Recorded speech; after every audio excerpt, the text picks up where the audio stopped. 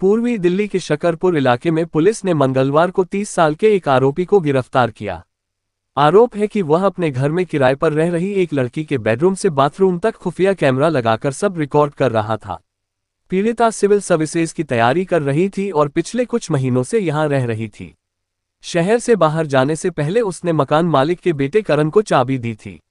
मामला तब सामने आया जब पीड़िता ने अपने व्हाट्सएप पर संदिग्ध गतिविधि देखी। डीसीपी अपूर्व गुप्ता ने कहा, उसने पाया कि उसका व्हाट्सएप अकाउंट किसी अज्ञात लैपटॉप पर लॉगिन है। उसने तुरंत इस डिवाइस से लॉग आउट किया। उसे कुछ और शंका हुई तो उसने घर की तलाशी लेनी शुरू की।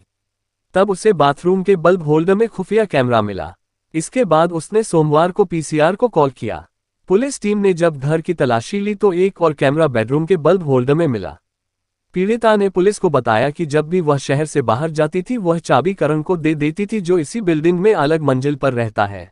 कल हमें एक लेडी की कंप्लेंट मिली थी कि वो शकरपुर में एक मकान में किराए पे रहती है और उनको अपने कमरे में एक स्पाई कैमरा मिला था। इमीडिएटली पुलिस जब मौके पर पहुंची और फैक्ट्स हमने वेरीफाई किए तो आईओ और उनके जो साथी थे उनको पता चला कि उस लेडी के कमरे में 2 जगह पे स्पाई कैमराज इंस्टॉल थे, एक बाथरूम में और एक बेडरूम में।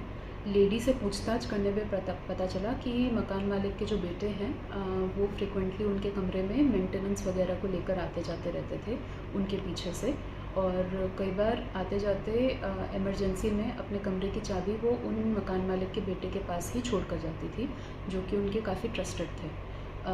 तो उनकी इन्फॉर्मेशन के बेसिस पे हमने मकान मालिक के बेटे करण को पकड़ा और उनको इंटरोगेट किया।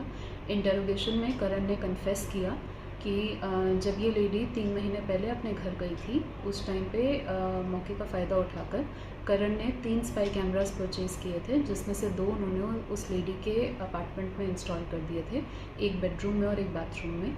और उस कैमरा के मेमोरी कार्ड को निकालने के लिए कई बार वो उस लेडी के कमरे में आते जाते रहते थे।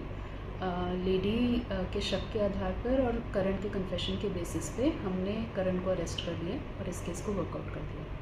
खबरों के ताज़ा अपडेट के लिए चैनल को लाइक, शेयर और सब्सक्राइब करना ना भूलें।